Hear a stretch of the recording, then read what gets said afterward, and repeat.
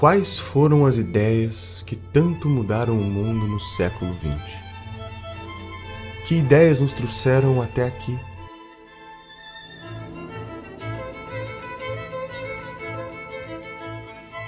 No século XVI, Newton, Copérnico e Galileu mudaram o rumo da humanidade.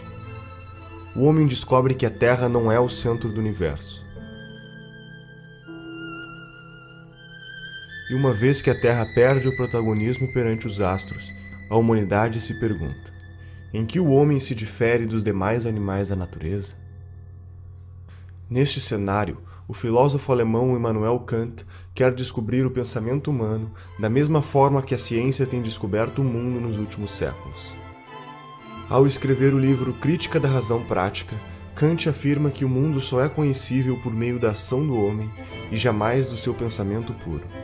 Friedrich Hegel, influenciado pelo pensamento de Kant, propõe que além do homem só poder conhecer o mundo por meio de suas ações, quando cogita agir, cria um simulador dentro de si que testa o resultado das opções que pode tomar. Imagine que um homem está em uma ilha no meio do oceano. Ele não sabe qual é a temperatura da água. Intelectualmente, ele pode imaginar que a água está fria ou está quente, mas só saberá a realidade quando de fato entrar nela. Neste conflito mental de diferentes ideias sobre qual é a temperatura da água, o homem tira conclusões dos riscos e benefícios de entrar ou não no oceano, chegando a uma conclusão que lhe parece a ação ideal. Todo este pensamento dá a base para a teoria chamada dialética histórica, onde o ser humano cria uma tese e em seguida uma antítese, e como consequência deste conflito entre as duas, conclui uma síntese. Segundo Hegel, a história se moveria com esta linearidade da dialética histórica. Hegel teve um aluno chamado Ludwig Feuerbach. Defensor da ideia de que neste processo de dialética histórica, o homem criou Deus, como uma forma de se autoconhecer. Aqui, terminamos de completar toda a base que será utilizada para que um alemão chamado Karl Marx desenvolva o pensamento que mudará o mundo para sempre.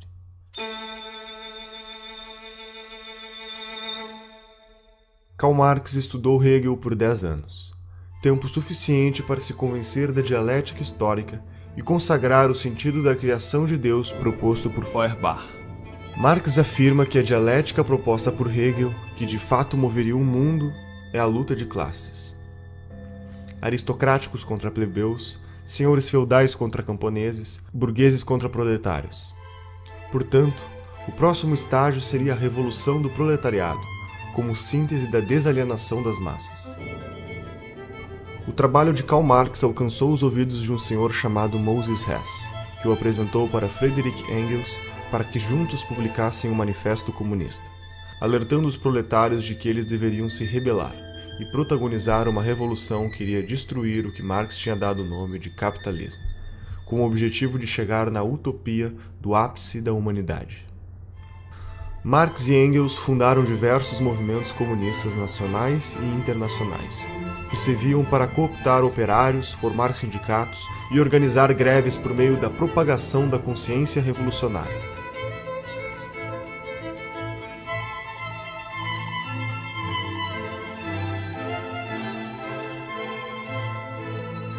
Acontece que Marx estava errado. O valor não nasce do trabalho que é colocado. Eu posso passar horas trabalhando para pintar um quadro e eu garanto que esse quadro não vai valer nada quando estiver pronto. O trabalho é um dos elementos, mas quem atribui valor é o ser humano que está comprando algo. As coisas não têm um valor em si, o ser humano atribui valor a elas. Um copo d'água tem um determinado valor em Porto Alegre ou em São Paulo e tem outro valor no deserto do Saara, porque nós atribuímos um valor diferente para as coisas. A teoria do valor trabalho está errada e ela foi desmentida pelos austríacos, começou na escola austríaca com Karl Menger, a demonstração de que essa ideia de valor trabalho é economicamente falsa. E sendo economicamente falsa, todo o resto do marxismo que está sustentado nessa ideia deveria ter caído por terra. E por que é que não caiu por terra?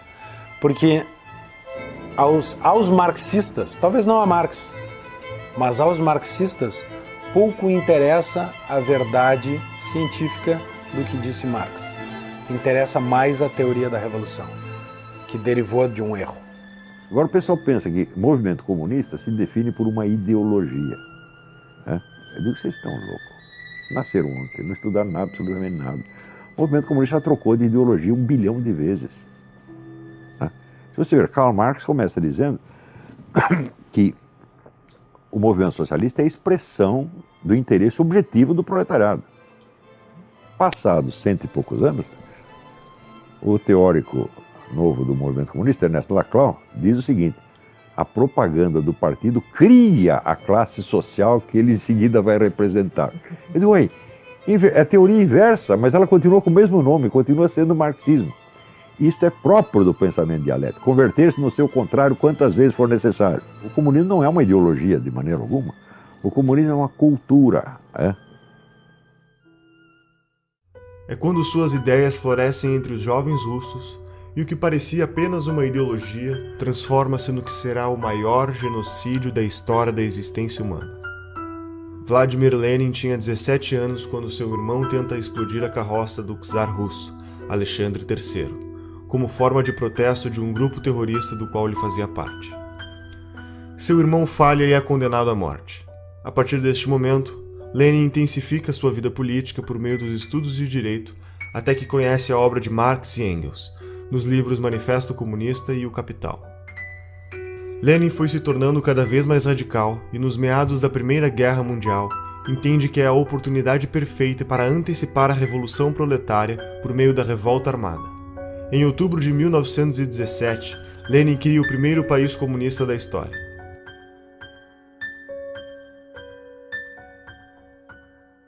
5 anos depois, Lenin morre, e aquele que era para ser seu sucessor natural, Leon Trotsky, por defender que o comunismo deveria ser aplicado no mundo inteiro, sofre um golpe de Joseph Stalin, o homem que via ganhando poder dentro do partido, com a ideia de focar seus esforços na Rússia.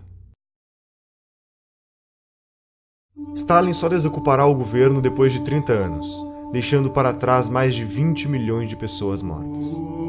Essas consequências são fruto da mentalidade revolucionária, que vislumbra uma utopia teórica, e por se tratar de uma ideia sobre um futuro idealizado, não pode ser submetido a nenhum crivo de moralidade ou razão do presente e muito menos do passado.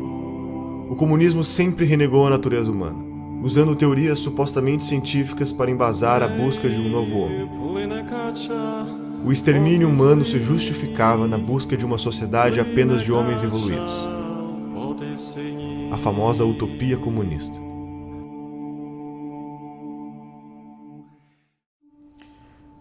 O nível de psicopatia de Stalin pode ser medido pelo que ele fez com a Ucrânia. Né? Entre 32 e 33, o país que fazia parte, então, da União Soviética foi cercado. A produção de soja, a produção agrícola do país foi exportada e ele simplesmente matou de fome 6 milhões de ucranianos, num episódio conhecido na história como Holodomor, né, que foi negado por muito tempo, mas hoje é uma verdade inquestionável. Né? Imagine o grau de psicopatia para você matar 1/3 de um país de fome, né, só para manter o controle sobre esse país. Alguns marxistas, à parte da União Soviética, observaram os acontecimentos e acusaram Stalin de não estar realizando a ditadura do proletariado que fora prometida, mas apenas uma ditadura do Estado cruel e sanguinária. Em nenhum lugar do mundo aconteceu a revolta do proletariado. A revolta do proletariado é uma fantasia. A União Soviética não tinha proletariado quando se deu a Revolução de 17. A Revolução de 17 aconteceu por uma elite intelectualizada que era tudo menos classe trabalhadora. As informações que chegavam era de que, eles abriram mão da liberdade, mas eles têm acesso a tudo. E quando a União Soviética caiu de podre, não teve uma invasão, não teve tsunami, não teve terremoto, porque o socialismo, ele captura as consciências, e aquelas que ele não consegue capturar, ele esmaga, ele mata. E a grande massa, né, não tinha acesso a nada. O cara levava 10 anos juntando dinheiro. Se daqui a pouco um vizinho delatasse que você, porventura, estaria conspirando contra o regime, o sujeito sumia da noite para o dia e as crianças eram levadas para um orfanato. Ele é, na verdade, um sistema opressor. O socialismo, o comunismo é um sistema arcaico, violento, assassino, né? E que, sobretudo, impede as pessoas de exercerem um direito fundamental, que é a liberdade, né? Os dois direitos principais do indivíduo, do ser humano, é a vida e a liberdade. O socialismo, o comunismo suprime isso. Obviamente que a visão stalinista já tinha dado frutos. Nós tínhamos na China já a mesma forma de governo através da ação do Mao Tse-tung, que talvez matou mais pessoas do que o próprio Stalin, né? Dependendo aí da fonte histórica, a gente fala de 40 a 80 milhões de mortos só na China. Ou seja, o vírus stalinista já tinha se disseminado. As subdivisões do pensamento comunista começam a ganhar força. O grande erro de todos os sovietólogos americanos durante 60 anos foi acreditar que o movimento comunista era um braço da União Soviética, quando não é. A União Soviética é um órgão dentro do movimento comunista internacional. E a dissolução da União Soviética automaticamente cria, vamos dizer, uma decomposição que é absorvida pelo corpo do movimento comunista. Revigora o movimento comunista, né? É como você amputar um órgão doente e você fortalece o resto do corpo, né? O movimento comunista nunca dependeu da União Soviética. Ele se alimentou dela enquanto pode. Basicamente, a coisa é essa. A União Soviética foi um órgão do movimento comunista e não o movimento comunista. Por que os caras estudavam assim? É muito simples. Quem estudava isso? Os sovietólogos eram funcionários do governo americano. Eles não eram funcionários de um partido, né? De um movimento internacional, como os comunistas. Então, eles olhavam tudo do ponto de vista do conflito entre estados. Não é isso? Então, tem o Morgenthau, na época, a teoria do Morgenthau é a seguinte: os agentes fundamentais da política internacional são estados. Não são. O movimento comunista é muito maior do que um estado. Enquanto na União Soviética, a Revolução Russa seguia o radicalismo da revolta armada bolchevique, outras correntes foram ganhando força ao reforçar que o comunismo poderia ser implementado gradativamente, por meios menos radicais. Foi o caso da Sociedade Fabiana, fundada por Hilbert Bland e George Bernard Shaw. Caracterizado pelo pragmatismo, eles acreditavam em um processo progressivo, que chamasse menos a atenção frente aos seus inimigos políticos, atuando por meio de medidas socialistas disfarçadas. O socialismo fabiano percebe imenso valor em realizar reformas sindicais que teriam o objetivo de acostumar os cidadãos a ver o Estado como uma ferramenta para curar todos os seus problemas. A igualdade idealizada se daria pelo governo, defendendo a saúde pública, o ensino gratuito e os princípios da justiça social, medidas que seriam pagas pela taxação progressiva do Estado sobre a sociedade. O crescimento gradual do Estado era inevitável e acabaria centralizando todas as decisões. Enquanto isso, na Alemanha, Karl Kautsky e Eduard Bernstein criam o Partido Socialista Alemão, entendendo que a social-democracia era o melhor meio para o comunismo. A social-democracia aponta a ação política como sendo mais eficiente do que a ação econômica, propondo assim a sobrevivência de um capitalismo debilitado. Como consequência, o Estado seria o agente da suposta transformação e libertação dos trabalhadores submissos a proprietários dos meios de produção, adicionando outras causas ao conceito de liberdade estabelecido na época: a liberdade de não ser discriminado e de não ser vítima de desigualdade econômica ou sociocultural. Enquanto isso, na Itália, um menino que vinha de família pobre e teve sua visão de mundo moldada por suas dificuldades financeiras, tornou-se jornalista e publicou suas teorias políticas em jornais de esquerda, tornando-se um dos líderes do Partido Comunista Italiano. Seu nome era Antonio Gramsci, e com 31 anos de idade, acaba sendo preso e condenado a 20 anos de prisão pela política italiana do regime Mussolini. Na cadeia, escreve os 32 cadernos do cárcere. E estas reflexões iriam ecoar no mundo ao descrever como o Estado usa as instituições culturais para conservar o poder. Dentre as várias formas digamos, de processo transformador da sociedade em socialismo, a teoria do Gramsci é talvez a que melhor se aplica ao que tem acontecido no mundo e no Brasil. Porque o socialismo, o comunismo, o marxismo perdeu em tudo. Ele só não perdeu na cultura, né? Na cultura, ele é hegemonicamente vitorioso. E o Antônio Gramsci ensinava o seguinte: nós temos que tomar o poder mediante infiltração, ocupação de espaço, revolução cultural. Então, infiltrando aqui, infiltrando ali, ocupando espaço, eles ocuparam o Estado inteiro e eles viraram o estamento burocrático. Porque ele criou metodologias para que o socialismo, o comunismo predomine culturalmente na sociedade e não por meio das armas, da força. E há décadas tem grupos que tentam fazer isso no Brasil, implantar isso no Brasil.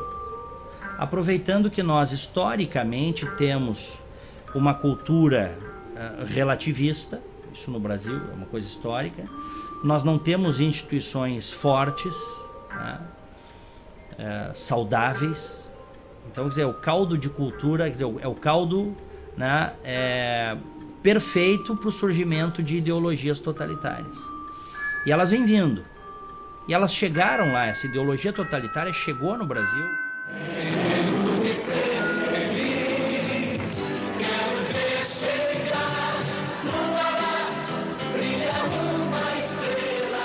Para Gramsci, uma ditadura sem hegemonia cultural jamais resistiria por muito tempo, e este era o problema do regime stalinista, pois todos os aspectos culturais da sociedade, sua filosofia e sua literatura, formariam a superestrutura da sociedade que também devia ser derrubada.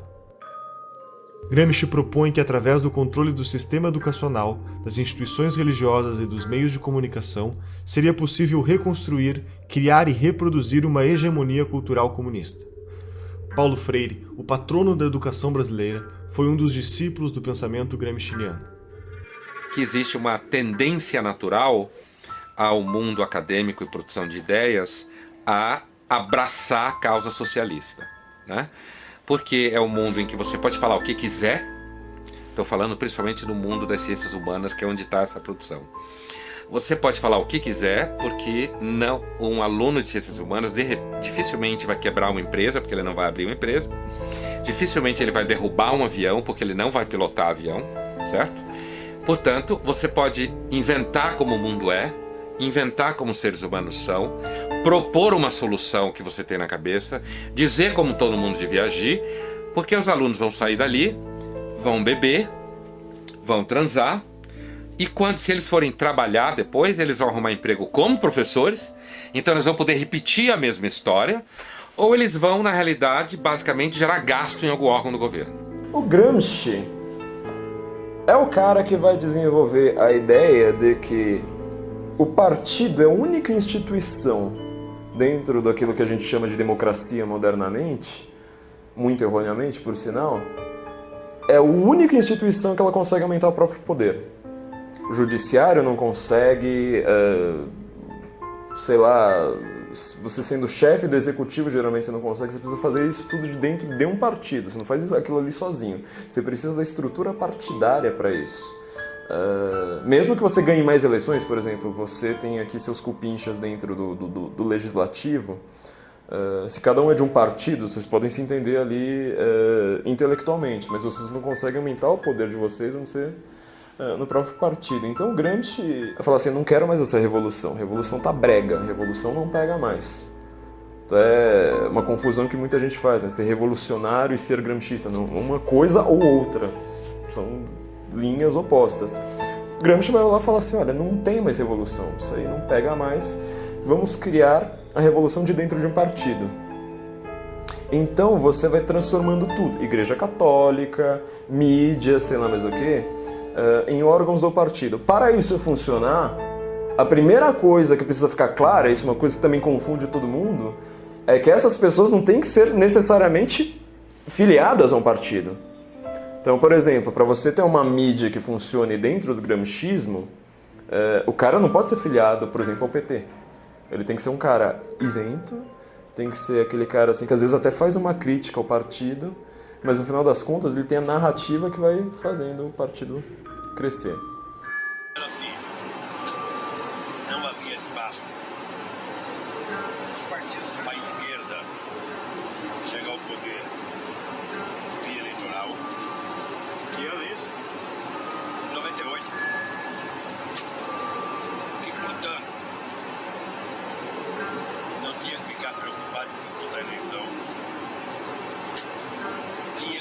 pensar em organizar a sociedade. Dali 20 ou 30 anos, a gente iria ter 30% da sociedade já socialista, e aí sim a gente poderia disputar o poder e ganhar. Mas eu não vou viver mais 30 anos. E eu quero chegar ao poder logo. Mas por que eu cheguei onde cheguei? Porque eu tenho por detrás de mim um movimento. Eu tenho por detrás de mim uma grande parte dos estudantes do PT, há um motivo, a base da Igreja Católica. O único país do mundo em que Gramsci ele foi funcional foi o Brasil.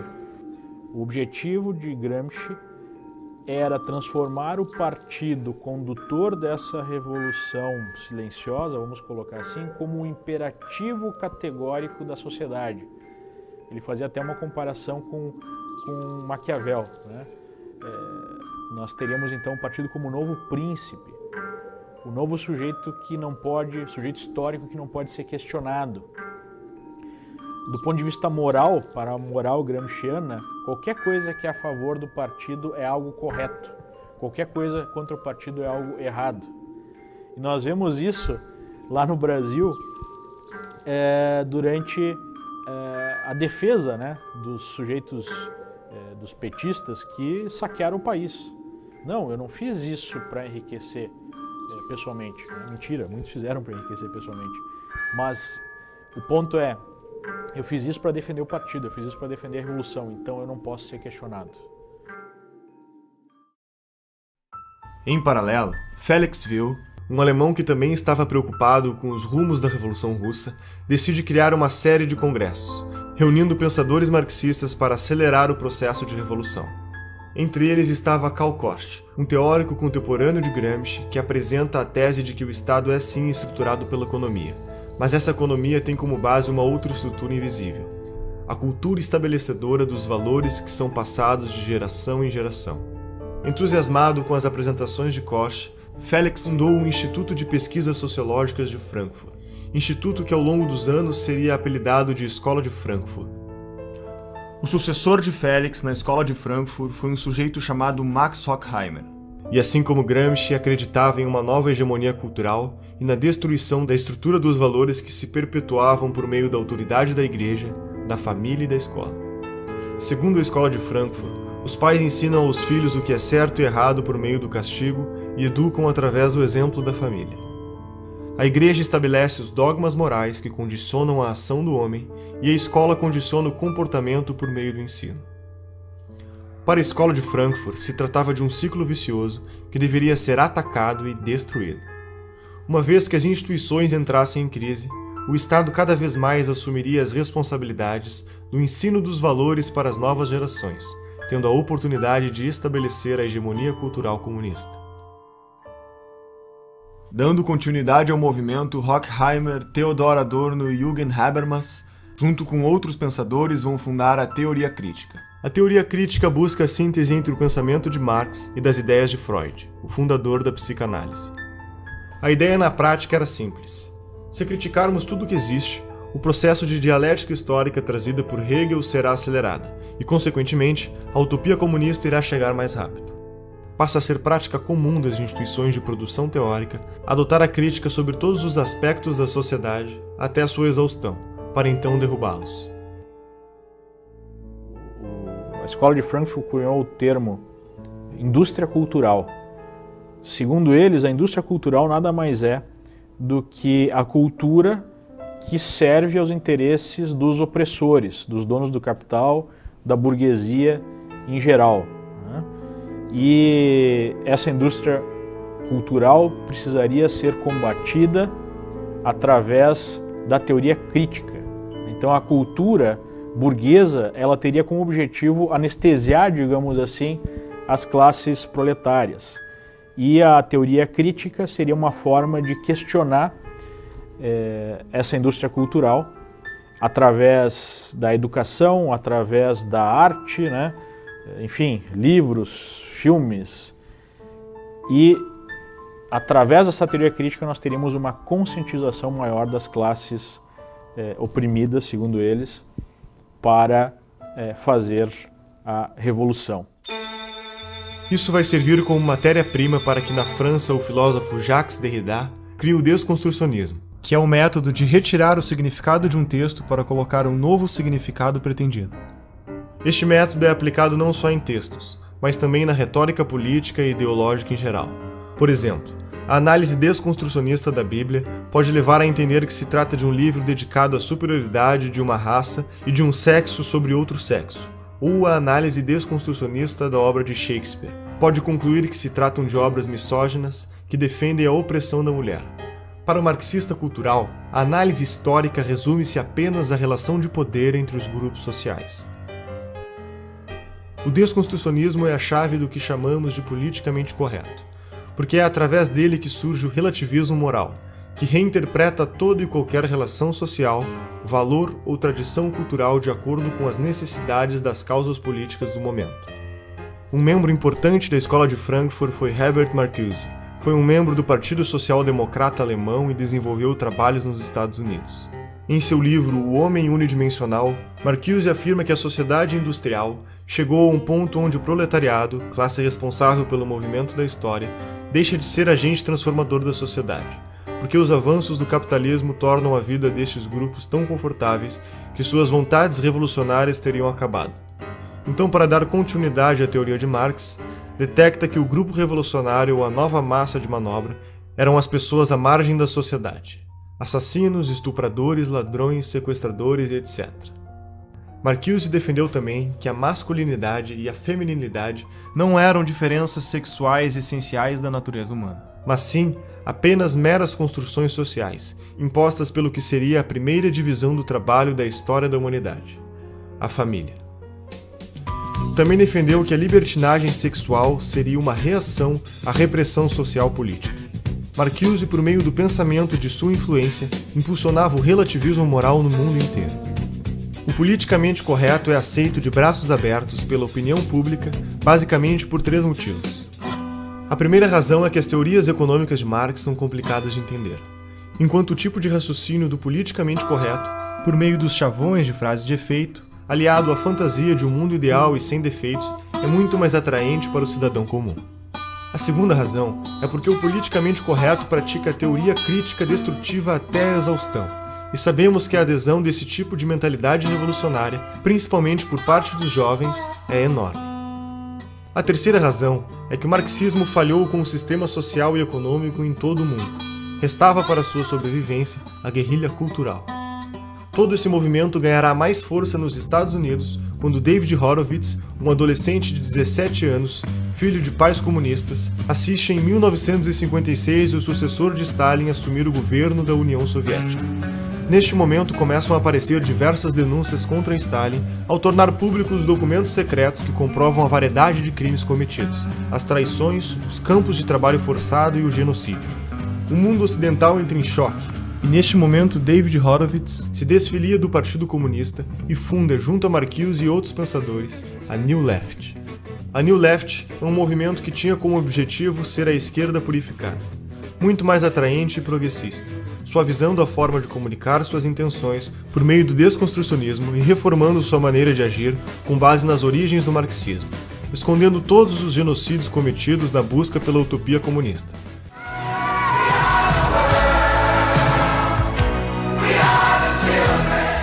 Começava um novo processo de reciclagem da comunicação comunista. Abraçando a contracultura dos anos 60, o movimento hippie, a libertação das drogas, a libertinagem sexual e o aborto, trabalhando com slogans simples e publicitários, como "Faça amor, não faça guerra". Em 1970, Horowitz é apresentado para o líder do movimento Panteras Negras, Huey Newton, quando começa a arrecadar recursos financeiros para este movimento. David pede para sua amiga Betty Van Pater para se juntar a ela e cuidar das contas bancárias destes fundos. O corpo de Betty é encontrado boiando na Baía de São Francisco.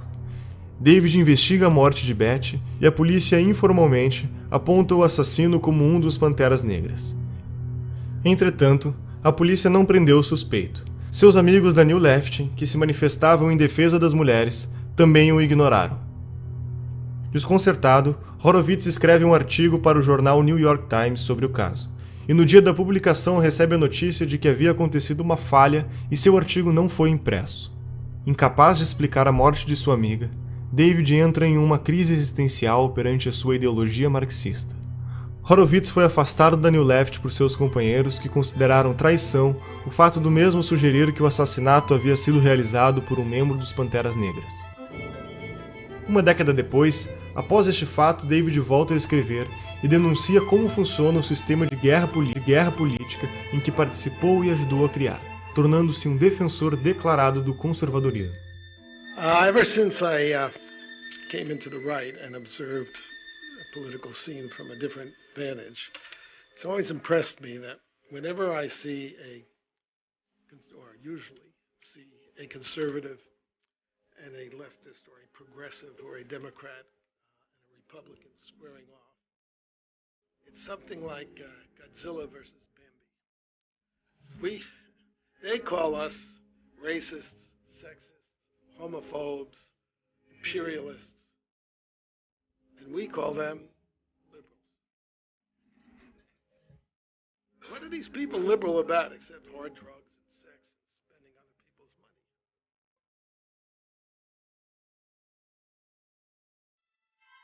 Em meados dos anos 80, Saul Alinsky pega os princípios da guerra política escritos por Horowitz e faz uma série de sofisticações metodológicas na estratégia comunista. Na década de 30, Alinsky foi apresentado para Al Capone durante a Lei Seca. Este se aproxima de Frank Nietzsche, que ensina para o Alinsky como funciona a máfia, aprendendo a importância vital de ser discreto e agir nos bastidores. Como consequência, Saul entende que para destruir o sistema é preciso agir silenciosamente, gradativamente e por dentro do próprio sistema. I'm saying that people do not get power except when they take it, or when they're strong enough so that the other side gives it up. Em seu livro Regras para Radicais, faz uma dedicatória para Lúcifer, lhe dando crédito como o primeiro revolucionário da história. As 3 premissas básicas de sua teoria são: a primeira regra é a desinformação. Na estratégia política, não se pode contar ao povo os objetivos finais, pois esses podem se assustar e não apoiar a causa. É preciso que se conte apenas o necessário para ser ajudado. A segunda regra é o niilismo político. Tudo vale para que aconteça a revolução. Não existem valores nem regras, e a corrupção faz parte do objetivo. Roubar para o partido é a obrigação número 1 do comunista. Eles nunca vão esquecer isso aí. Todos os partidos comunistas do mundo viveram do roubo, da chantagem, da corrupção. Todos. Como é que Stalin subiu na hierarquia do partido? Assaltando o trem. A terceira regra fundamental é a destruição do oponente. Em um debate, não devemos vencer o argumento do oponente, e sim aniquilá-lo da vida pública. Alinsky defende a ideia de organização das massas como o fundamento metodológico da revolução. Segundo sua proposta, a mudança vem do poder, e o poder vem da organização. Para agir, as pessoas precisam se juntar. Uma igreja junta pessoas pelo interesse comum na fé, uma empresa pelo interesse comum econômico. E por isso, Saul Alinsky acreditava que fundar organizações para acelerar a revolução era brecha no capitalismo, por jogar na mesma lógica da descentralização dos interesses em comum. Durante sua vida, honrou seu posicionamento ideológico ao fundar 44 ONGs.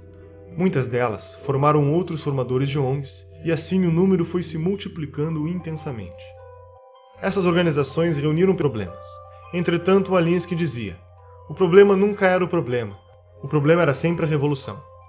Quanto mais seccionadas forem as ONGs, melhor será, pois ninguém irá se opor a causas tão específicas e que querem a melhoria da sociedade.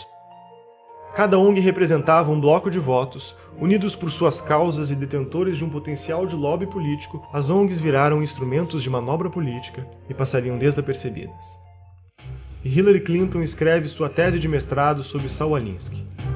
Barack Obama também foi aluno de uma de suas ONGs e, posteriormente, advogado de defesa frente aos escândalos de corrupção envolvendo uma ONG criada por Alinsky.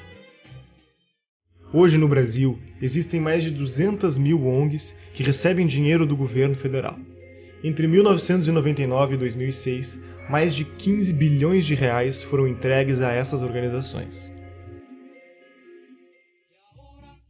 Em 1959, quando Fidel Castro anunciou para o mundo que sua revolução era comunista e passou a ser apoiado por Moscou e a União Soviética, um programa de financiamento de grupos de guerrilha na América Latina.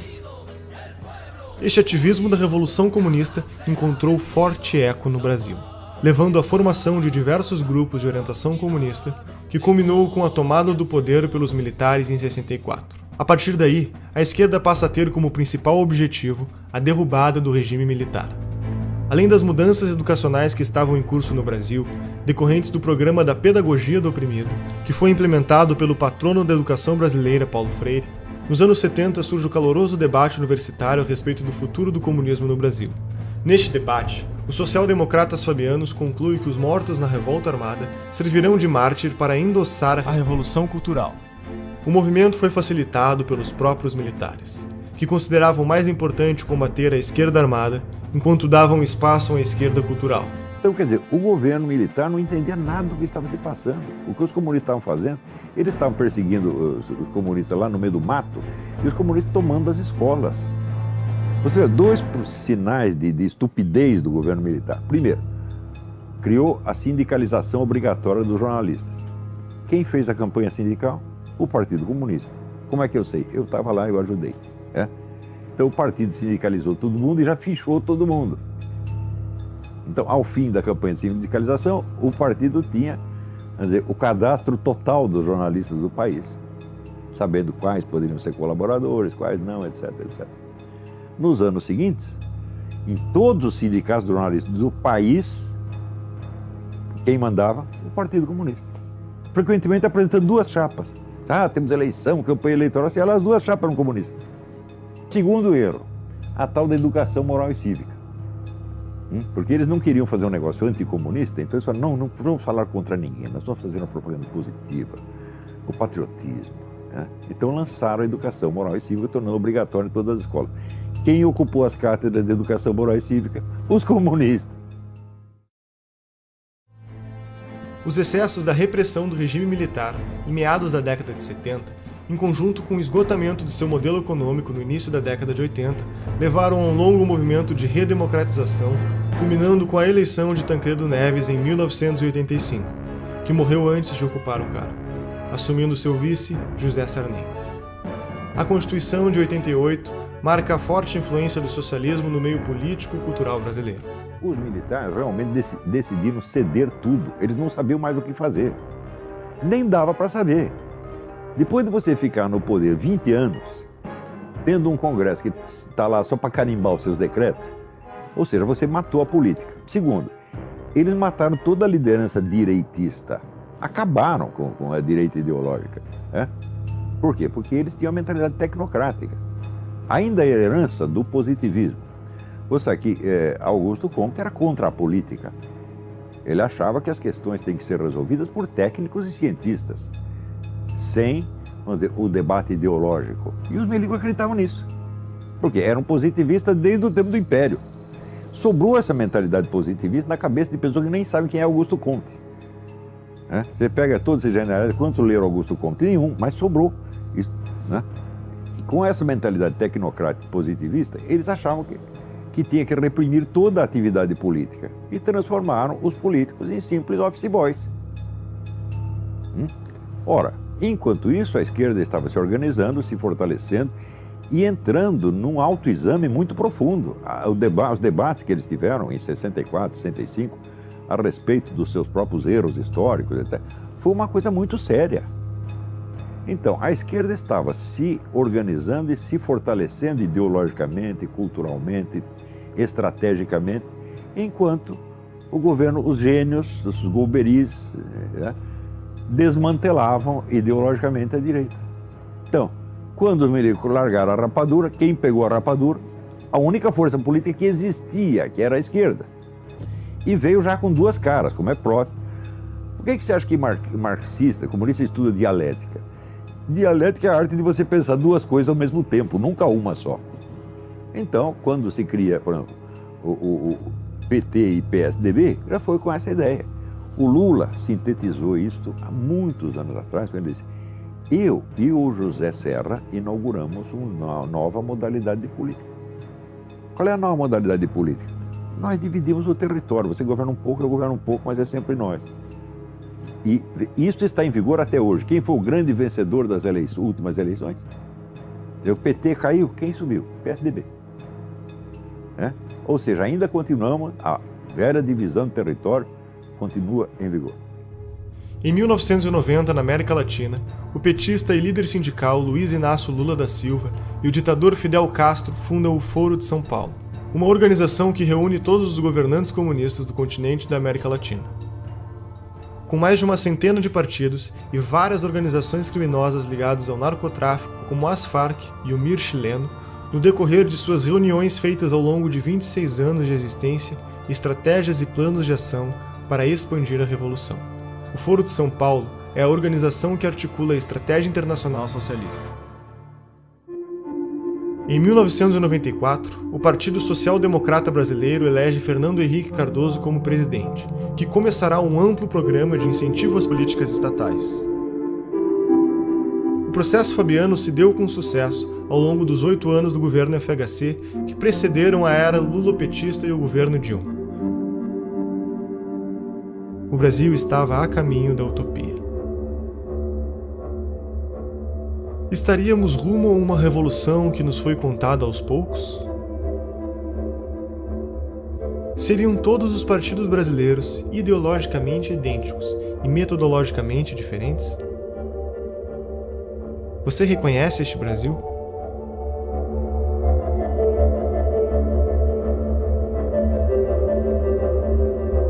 Sistema é o nome que damos a um conjunto de elementos que formam um todo organizado. Qual o sistema que vivemos no Brasil? Você já pensou em como se organiza esse sistema e quem está no comando?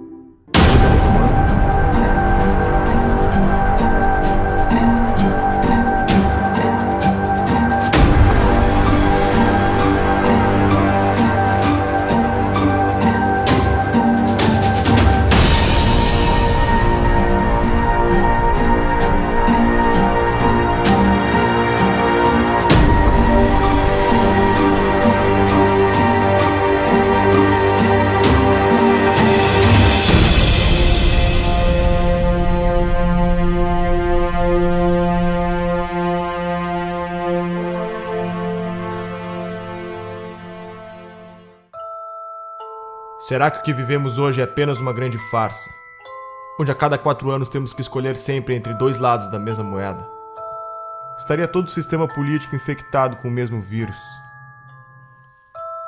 A história da nova democracia brasileira se confunde com o crescimento dessas ideologias de esquerda, pois os mesmos protagonistas que pautavam por esses ideais foram os que fundaram a nossa Constituição de 88, e são hoje os que estão à frente dos grandes partidos políticos no Brasil. Poder é fazer com que você seja obedecido, exercer sua autoridade por meio da influência ou da força.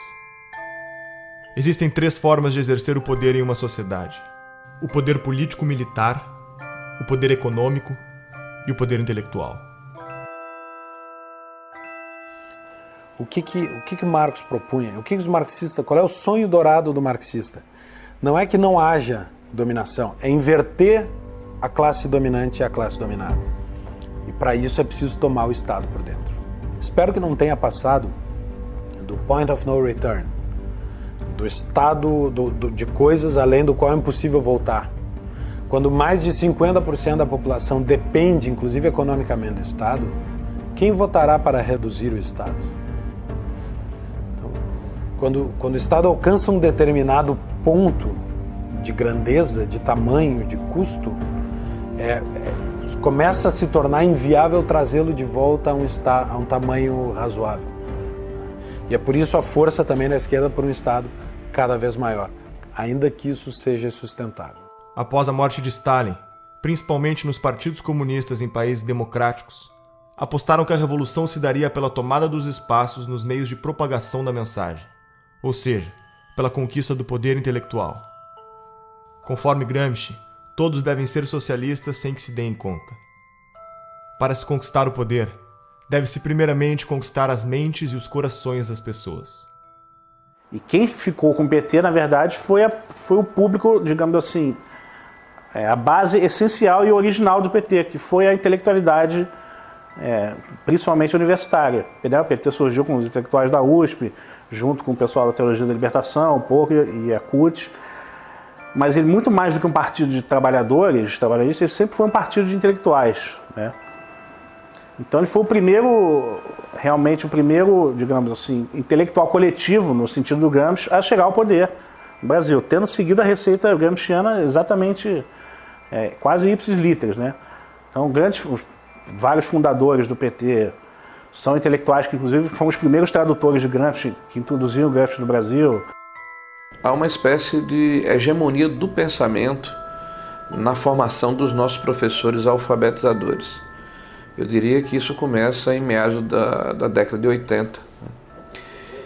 E essa formação ela está no cerne do desequilíbrio educacional brasileiro. Os professores são formados nas universidades para aprenderem quem é Paulo Freire, quem é Emília Ferreira, quem é Marx, quem é Lenin, mas não tem a percepção do que é metodologia de ensino com evidência científica, como ocorre no mundo inteiro. Isso não é por acaso. E a tese tanto do Gramsci como os componentes da Escola de Frankfurt e da Guerra de Posição. Então, as nossas universidades estão majoritariamente dominadas pelo pensamento de esquerda, e é lá que são formados os professores, é lá que é avalizado o livro escolar que vai para as escolas de todo o país. Introduziram o tal do sócio-construtivismo, que hoje sabe que o sócio-construtivismo não apenas imbeciliza a pessoa, mas cria até lesão cerebral. Né? E quem foram os grandes agentes disso? Eu acho que o principal foi a editora Abril, com as revistas Escola, depois a Nova Escola e Sala de Aula, que eram órgãos do socioconstrutivismo. Por aí que entrou Emília Ferreira, Celestin Freinet, toda essa porcariada socioconstrutivista comunista entrou no Brasil através desse, porque era o único órgão que alcançava todos os professores no Brasil. Né? Então, alguém culpou eles pelo que aconteceu? Não, eles não têm culpa nenhuma. O que acontece? Quer dizer, nós estamos saindo aí de quase 2 décadas, né? 20 anos de governo esquerdista. Né? Mais, né? Se a gente contar o período sob os tucanos e tudo, quer dizer, na verdade dá muito mais tempo aí sobre domínio da esquerda. Né? Então o que acontece? Quer dizer, nessas últimas décadas, o maior comprador de livros, né, do mercado editorial, né, quem foi? Foi o governo. Quer dizer, o governo, então, com as compras fenomenais que ele faz todos os anos para distribuir os livros paradidáticos nas escolas, quer dizer, ele se tornou a principal fonte de renda para muitas editoras. Né? Agora, tudo tem um preço. Né? Quer dizer, para o livro ser escolhido pelo governo, as editoras fazem, né, sugerem de maneira muito persuasiva aos escritores que eles escrevam dentro daquela pauta que é estabelecida pelo MEC. Né? Claro, porque o MEC oferece uma pauta. Né? Ele diz assim, olha, o livro para ser comprado precisa seguir este critério, e são critérios ideológicos. Você tem o gramscianismo aplicado ao mercado editorial muito semelhante ao mercado jornalístico, aos jornais, às revistas. O mesmo tipo de influência, de hegemonia. Você tem no mercado editorial 50 anos, pelo menos, de hegemonia da esquerda no mercado editorial. Isso significa que livros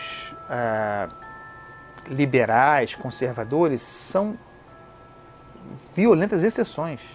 Em 2008, a revista Veja publicou uma pesquisa que foi realizada pelo Instituto Census, que comprovou tudo aquilo que a gente já sabia, né? Que, de fato, as escolas, as universidades estão sendo usadas para fins políticos, de propaganda política e partidária.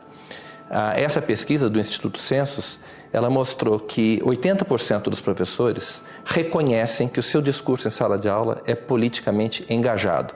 Isso é um número impressionante e que corroborou uma pesquisa feita em 2004 pela Unesco.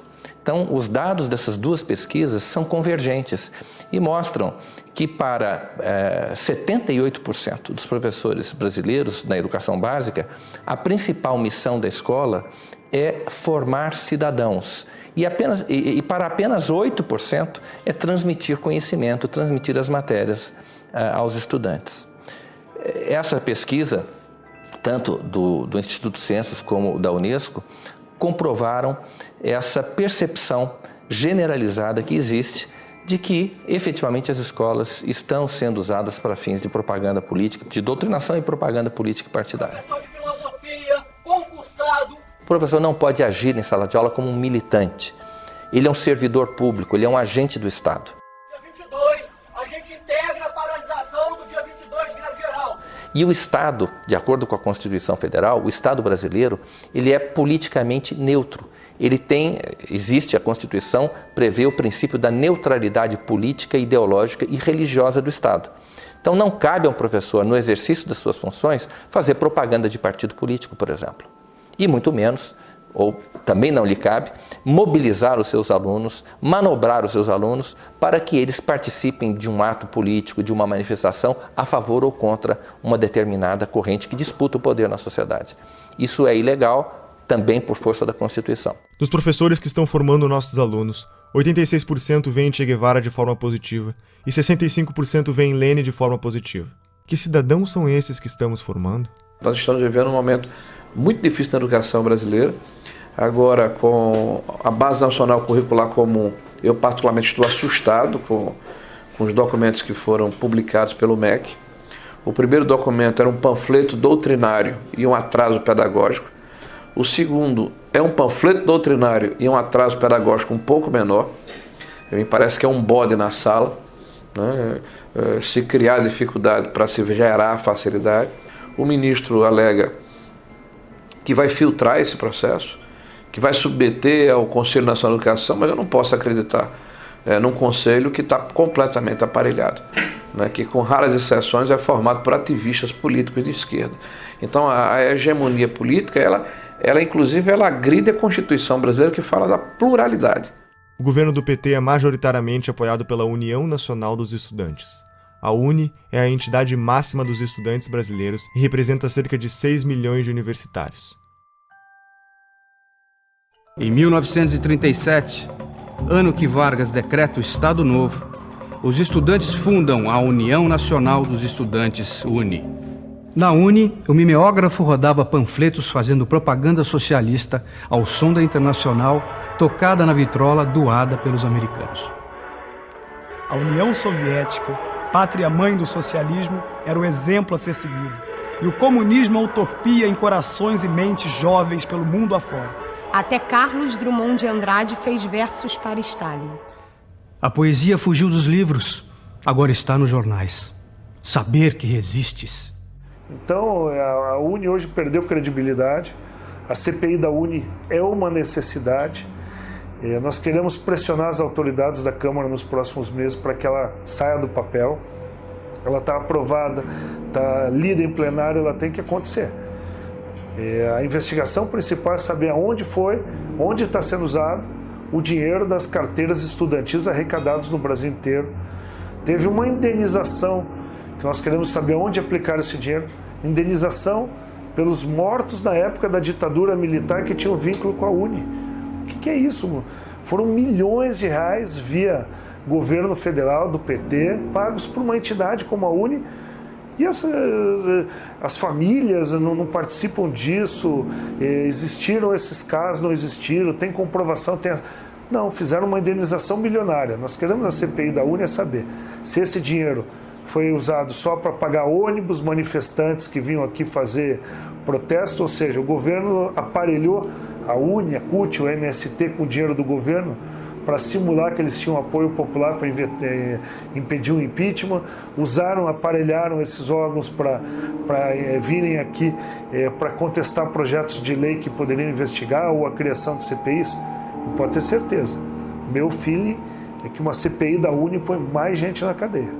O movimento estudantil ele é um movimento autoritário, totalitário, truculento, violento, e ele não... Eu cheguei a escrever isso outro dia numa coluna na Folha. Você encontra mais debate em igreja evangélica do que na universidade.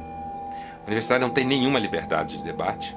não há nenhuma possibilidade de você levantar qualquer posição contrária ao conjunto de professores que administram aquele espaço, certo? E, assim, há uma piora no sentido de que há mais jovens que chegam no discurso fechado, identificado com a esquerda, já na universidade. E quando eles chegam na universidade, então, se você estiver falando assim de um curso de humanas, onde tem várias disciplinas de humanas, eu diria que 80% ou 90% do conteúdo dado em sala de aula será de esquerda.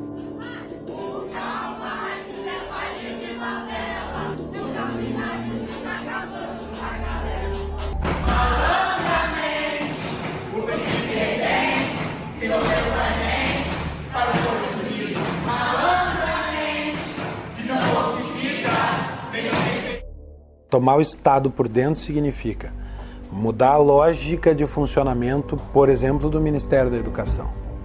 O Ministério da Educação agora deixa de ter a função de servir para Marx a burguesia e passa a ter a função de ser um elemento de revolução, de contribuir para a quebra da dominação da burguesia, da formação do proletário cidadão. Fecha muito com as teorias de educação que são aplicadas no Brasil. Essa questão da hegemonia da esquerda, né, sobretudo no meio universitário, que eu acho que isso fez muito mal para a cultura além da universidade, né, porque causou uma restrição muito preocupante, né, do imaginário das pessoas. Uma coisa que o Olavo de Carvalho fala sempre, que a sua capacidade de imaginação, de ampliar suas imagens, é muito importante para quem exerce atividade intelectual, né? Há décadas estamos formando pessoas com base no pensamento marxista. Onde toda essa gente foi trabalhar? A mídia é o maior formador de opinião da população. São TVs, blogs, jornais e revistas que contam ao povo o que está acontecendo. Mídia técnica significa que o governo deveria gastar com publicidade proporcionalmente à audiência dos respectivos veículos de comunicação. O problema é que a pesquisa brasileira de mídia identificou que a mídia técnica está longe de ser realidade. O dinheiro investido em publicidade parece não ter nenhuma relação com a audiência do veículo. Qual é o critério? A farra com o dinheiro público é tão avassaladora que já houve casos de jornal fictício receber verbas publicitárias. Desde que a presidente Dilma chegou ao poder, os gastos com publicidade só aumentaram. Apenas no ano de 2014, a presidente gastou 210 milhões com campanhas em nome da presidência. O ex-editor da Isto É Brasília revelou que o banqueiro Daniel Dantas, que acabaria sendo preso em escândalos de corrupção, quando estava com sua imagem em risco, acionou um dos seus contatos na mídia, Leonardo Atush, jornalista da Isto É, para publicar matérias que defendessem seus interesses na mídia. Em 2011, Leonardo Atush montou sua própria publicação, o Brasil 247. Duas acusações importantes surgiram contra o 247 na sua trajetória. A primeira foi encontrada num imóvel do doleiro Alberto Youssef, delator da Operação Lava Jato, no monitor de um computador. Um papel com anotações com o nome do jornalista, seu número de telefone e uma indicação de pagamento de 6 parcelas de R$40 mil, sugerindo pagamento entre a quadrilha de Youssef e o editor do portal. Foram também encontradas movimentações milionárias entre as contas da empresa e as empreiteiras investigadas. No mesmo dia dessas descobertas, o Brasil 247 publicou uma matéria mencionando Pascovitch e defendendo a soltura do lobista. Com as eleições de 2010, a blogosfera progressista sentiu a necessidade de unificar o movimento com o intuito de formar pautas de acordo com a defesa da candidatura da ex-presidente Dilma. Foi então criado o Movimento dos Blogueiros Progressistas, BlogProg, em São Paulo, com a participação de personalidades como Leonardo Sakamoto. É possível afirmar que para cada leitor do blog Conversa Fiada, o governo gastou 1 centavo em publicidade, enquanto para o leitor da Folha, o gasto foi de 5 centésimos de centavo. Em 2013, a revista Carta Capital recebeu quase 7 vezes mais investimentos por leitor que a revista Veja, Isto É e Época. Quem é Leonardo Sakamoto? Um dos membros da BlogProg. Sakamoto é um blogueiro militante que faz parte dos 54 replicadores da Agência Pública, uma organização que determina pautas para portais como a Carta Capital, Catraca Livre, Brasil Post, Sul 21 e muitos outros portais de notícias. Sakamoto recebeu da deputada Maria do Rosário do PT a autorização de repasse de R$546 mil às suas militâncias.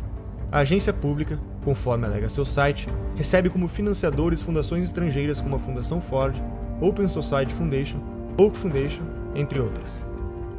O que são essas fundações? O que elas querem? A mídia é, junto com as empreiteiras do petrolão, o segmento mais corrupto que existe. E eu posso dizer isso porque minha cabeça rolou em todos os grandes veículos de comunicação. Em todos teve interferência política. Em todos. A imprensa constrói e destrói reputações. E constrói e destrói reputações não com um projeto longo. É conforme o que lhe convém. Quantas vezes nós vimos imprensa mudar de lado, mas da forma mais descarada. Ela não diz mudei de lado.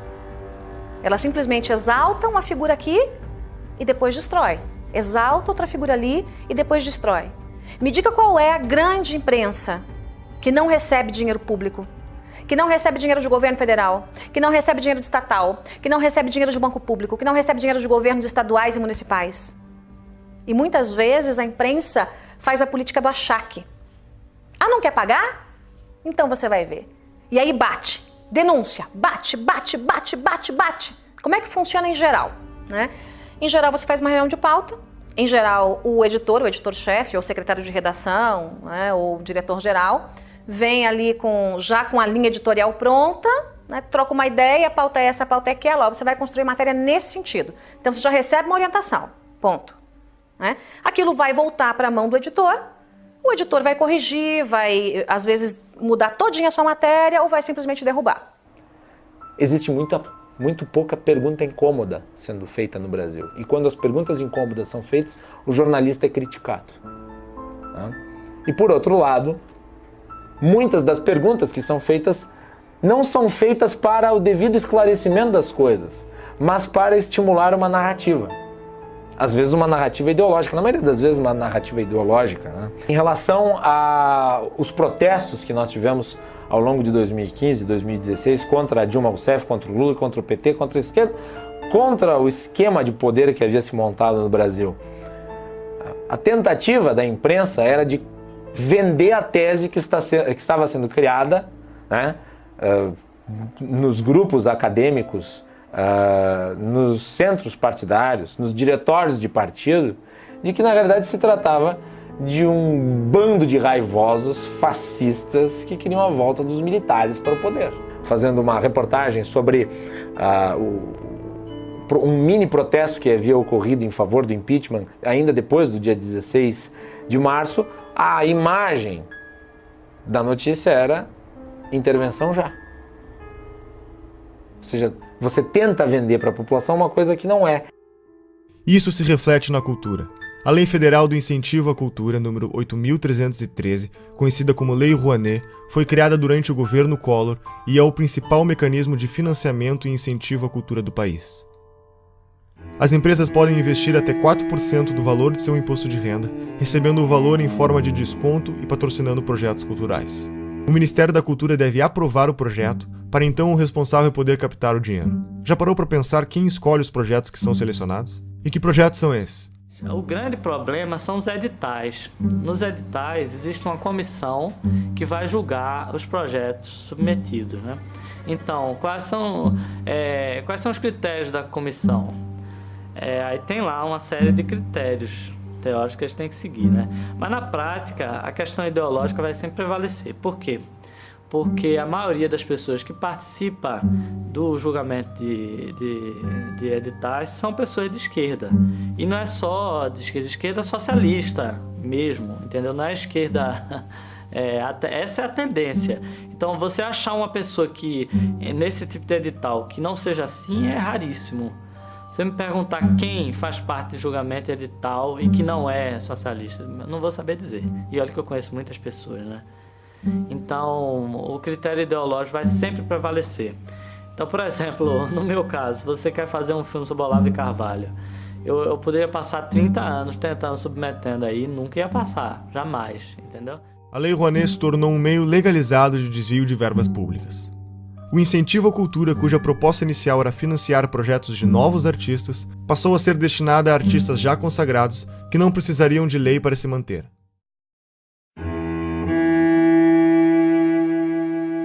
Foi justamente na gestão do Gil que começou essa deformidade da Lei Rouanet. A Lei Rouanet já existia, mas essa coisa de beneficiar artista consagrado, artista tipo Ivete Sangalo, pessoas já com nome, que já com anos de carreira. Isso foi na gestão do Gil. Olha, a gente está para abrir aqui a CPI da Lei Rouanet, exatamente para chamar artistas que receberam dinheiro sem precisar da Lei Rouanet. Então, o que fica suspeito, para não dizer comprovado, é que a Lei Rouanet serviu para comprar essa classe artística.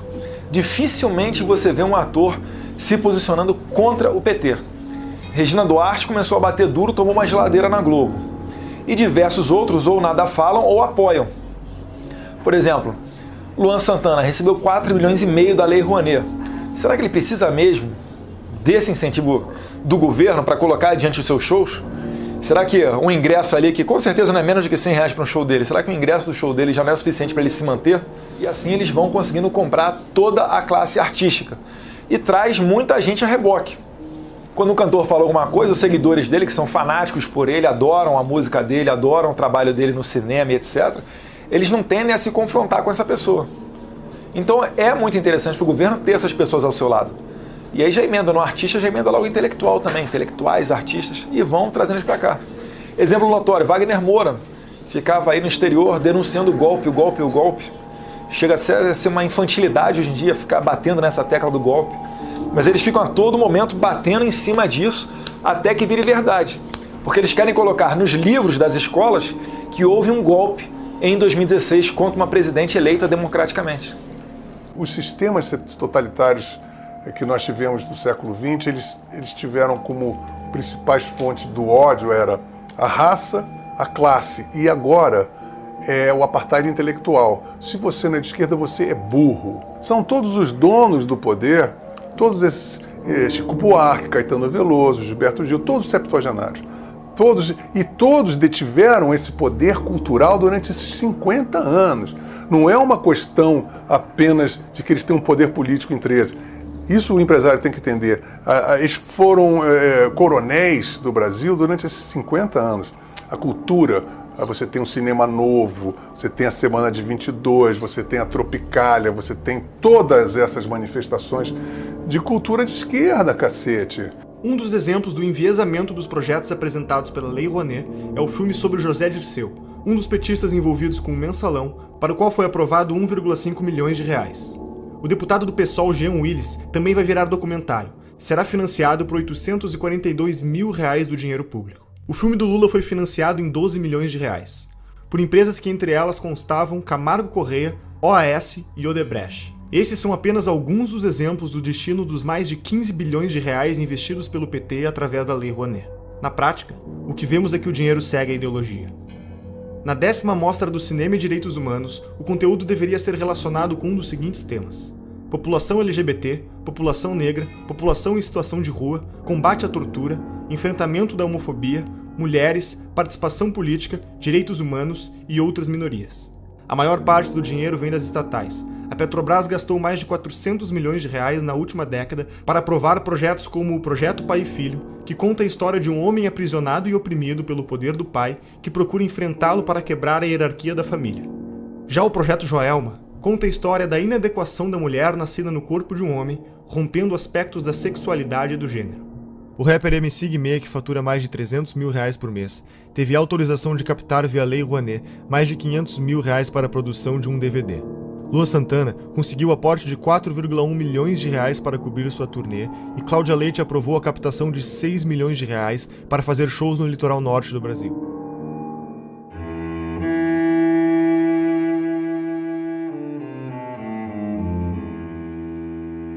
No referendo do dia 23, você vai decidir se é contra ou a favor da proibição do comércio de armas. Reagir com uma arma, muitas vezes, pode transformar a situação numa coisa muito pior.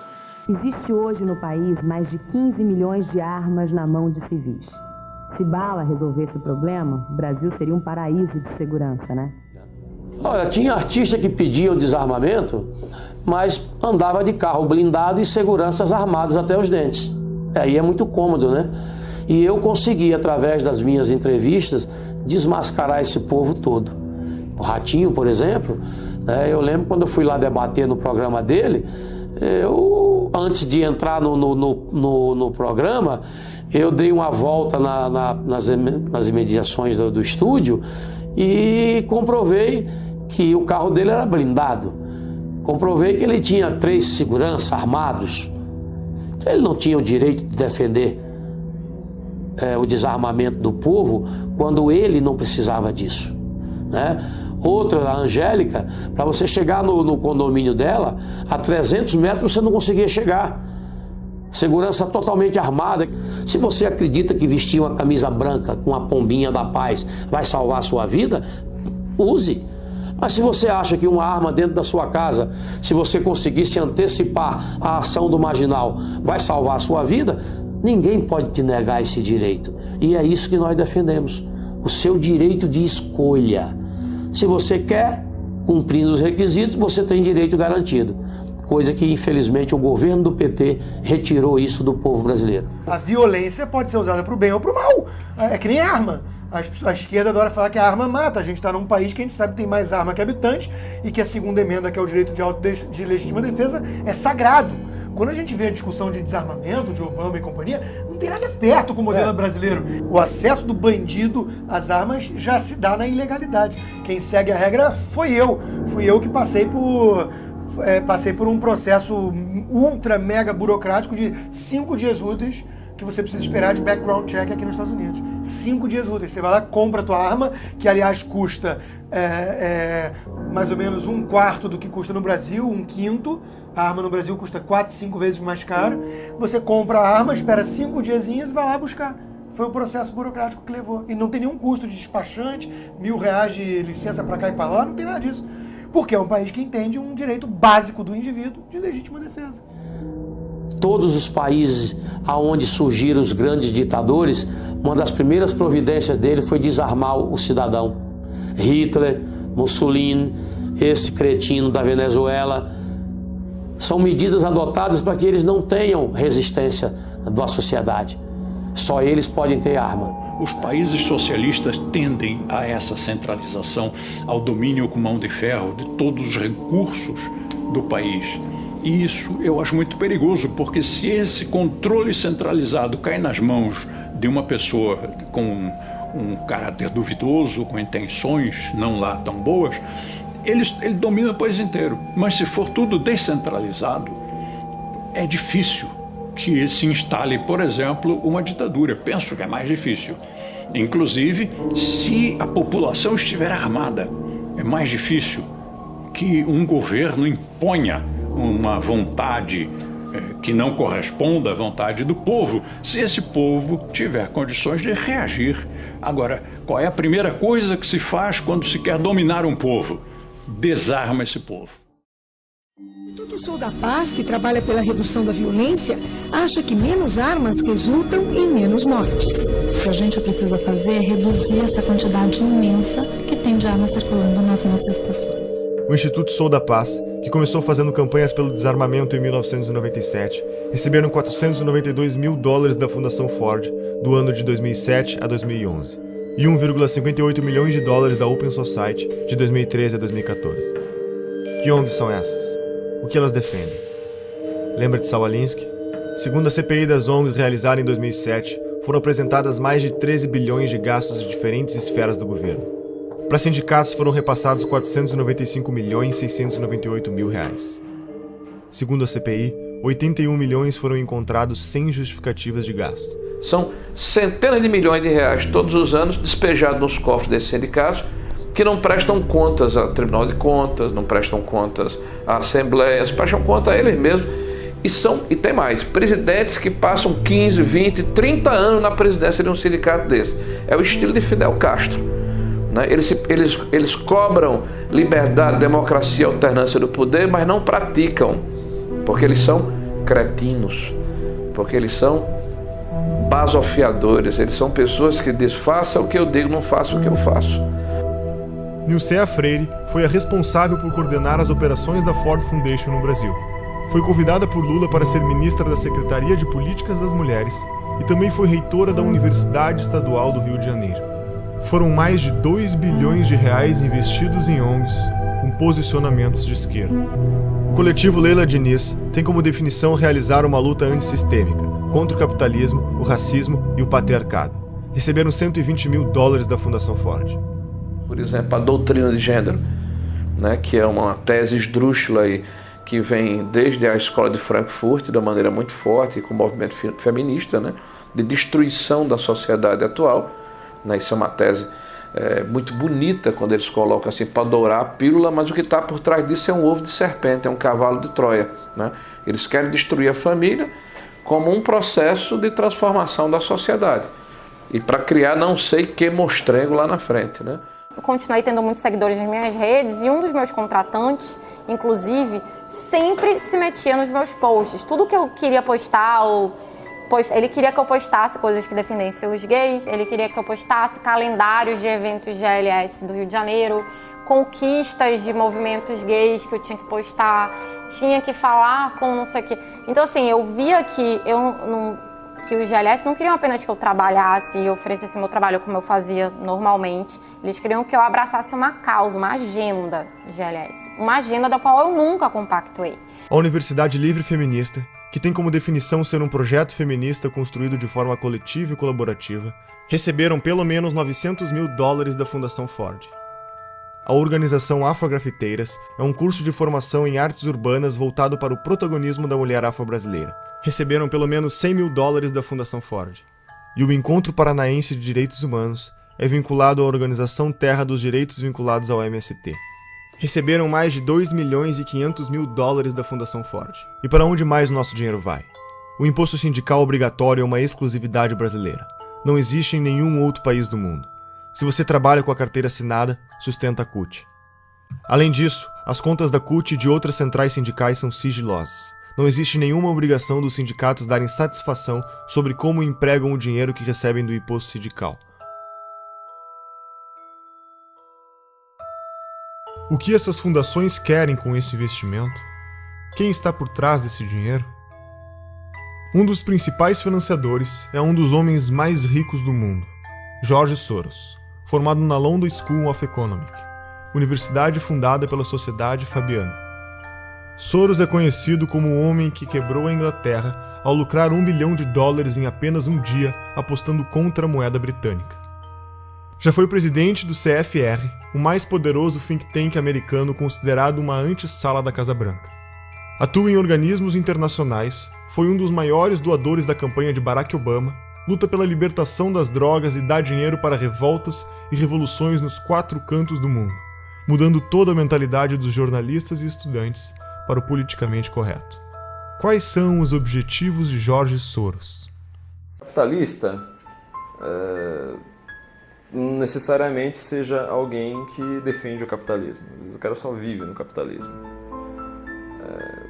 Por exemplo, é como você dizer que, sei lá, Cuba é um país socialista. Não quer dizer que qualquer cubano é um socialista. Vive no socialismo. Mas não quer dizer que ele defenda. Grandes movimentos, como Occupy Wall Street, são financiados por gente como, por exemplo, a Fundação Bilderberg, Fundação Ford, George Soros, que eu comentei num podcast recente no meu site. Porque essas pessoas são o que a gente chama de metacapitalista, ou seja, alguém que funciona como capitalista sem ser, de fato. George Soros é um hiperinvestidor, cara que entende tudo do mercado. Por isso que até é uma bobagem que muita gente faz, tentar ficar ensinando leis de mercado achando que vai ir contra alguém. Esses caras entendem mais de lei de mercado do que todos os liberais juntos. Eles são o mercado. Agora, ele não acredita naquele negócio, ele quer poder. E eles não pensam de uma maneira individual, ou seja, eles não pensam como indivíduo, tipo, eu quero ter poder para mim. Ele está construindo um projeto de poder ali para, às vezes, daqui a 100, 200 anos. Essas fundações são assim. Rockefeller está em qual geração? Nem sei mais qual. Eles começaram lá atrás. Vivemos em um capitalismo debilitado, sufocado pelo governo, chamado em inglês de crony capitalism. O governo regula diversos mercados. Agências reguladoras como a Anatel não deixam você ter escolha no mercado de telefonia. E a Ancine define uma cota de conteúdo nacional nos cinemas e nos canais de TV por assinatura. 11 milhões de pessoas trabalham para o governo brasileiro. Eles são pagos com o dinheiro da arrecadação de impostos. Todos esses funcionários têm salários vitalícios e não podem ser demitidos sem justa causa. Os nossos 513 deputados federais podem ter até 25 assessores. Contam com auxílio moradia, 14º, 15º salário e cotas de gastos parlamentares, que englobaram o auxílio paletó, uma ajuda de custo para comprar ternos que em 4 anos gastou 252 milhões de reais, e outros 600 mil cargos de confiança do governo. Esse mecanismo abre brechas para a corrupção ao criar um mercado de cargos, usado como moeda política em negociações de alianças partidárias. 1/4 dos funcionários em cargos de confiança eram filiados a um partido, e 80% deles era do PT. Todos os ministros do STF têm direito a motorista particular, o que não ocorre, por exemplo, na Suprema Corte Americana. Segundo o Portal da Transparência, só em São Paulo há 311 motoristas à disposição dos juízes. A Câmara Municipal tem 26 motoristas, 13 garçons, 7 auxiliares de cozinha, auxiliares de serviços odontológicos exclusivos, cirurgiões, dentistas, oftalmologistas, lubrificadores de veículos e vidraceiros. Isso são alguns exemplos de quem compõe o Estado brasileiro. Como resultado disso, grande parte da população tem como meta fazer parte do Estado passando em concursos públicos. Os gastos do governo federal, estaduais e municipais com o funcionalismo público somam 12% do PIB, totalizam 255,3 bilhões do dinheiro do povo em 2015. Tudo isso para serviços com índices de insatisfação elevado no Brasil. Nos últimos 13 meses, nossos governantes gastaram 544 bilhões a mais do que arrecadamos, 10% do PIB brasileiro. As maiores empresas estatais como a Petrobras, Caixa Econômica Federal e tantas outras apresentam prejuízo de 60 bilhões e escândalos de corrupção como o Petrolão, o escândalo dos Correios e outros tantos golpes citados pela Operação Lava Jato e pela história do Brasil. Eu acho que hoje em dia não resta a menor dúvida que a gente está numa atmosfera totalmente comunista. Né? As pessoas são comunistas. O comunismo tem anticorpo porque eles têm uma dialética que não se sustenta, então eles vão trocando de preferências. Agora, tem coisas importantes para a gente realçar aí.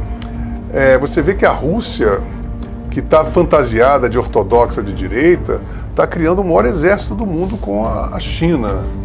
Né? E dizem que essa aliança está por trás de todo esse Fórum de São Paulo. Que eles querem restituir a cortina de ferro com o Fórum de São Paulo. O Foro de São Paulo é a instituição que organiza a estratégia socialista na América Latina. Olha, a Internacional Comunista ela se reúne de tempos em tempos. Por exemplo, em 2005, se não me falha a memória, teve uma reunião em São Paulo e, inclusive, o líder do PSDB à época, o Aníbal Mendonça, ele era deputado ou senador, fez uma nota lamentando, que houve uma reunião da Internacional Socialista e não foi convidado o PSDB para fazer parte. E o pessoal ainda insiste em falar que o PSDB é um partido de direita. Não, o PSDB é um partido de centro-esquerda, são sociais-democratas. A esquerda nunca se preocupou muito em definir o que era a palavra, o que era cada palavra que ela estava usando. Na verdade, existia muito essa ambição de você ser contra alguma coisa, de você unir todo mundo, e estamos juntos nisso contra alguma coisa, então estamos no caminho certo. Só que eles não diziam exatamente para onde que estavam indo e iam causando uma série de tumultos pelo caminho. Então estavam vendendo um futuro hipotético em nome do qual todas as ações no presente seriam justificadas. Aquilo foi muito fácil de entender e de aplicar aqui no Brasil, porque o debate público estava cheio desse pessoal propondo isso. E eu lembro quando tivemos a ideia de construir o Fórum de São Paulo. E aí veio a ideia, conversando com os companheiros cubanos no primeiro momento, de fazermos uma reunião da esquerda latino-americana. Tanto que muitos latino-americanos conhecem Paulo Freire, e ele dizia,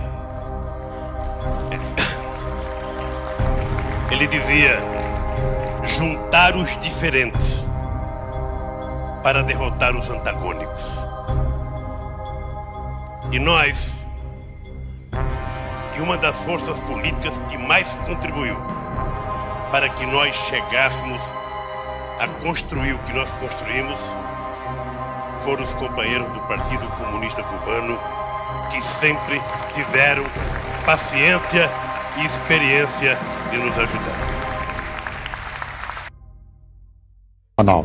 Fala-se, eu não acredito nisso, mas eu quero colocar isso na entrevista, de uma aliança, de um eixo Chaves, Fidel e Lula. Ô Boris, você sabe que isso é no mínimo uma piada de mau gosto, claro. E eu te aconselho até não repetir isso no vídeo. Violou, 10 anos atrás, você podia prever, por exemplo, uma América Latina assim: Fidel, Chávez, Morales, Bachelet, Correa, quem mais? Todos de esquerda na América do Sul. Você podia prever que isso ia acontecer? Prever não, mas nós já lutávamos por isso e já trabalhávamos por isso, inclusive porque nós criamos o Fórum de São Paulo, que lutava para isso. Depois criamos ainda o Grupo de Marbella, que é o nome da cidade, do hotel onde nós fomos no Chile, que se reuniu. Todos depois foram eleitos presidente da República. Todos foram.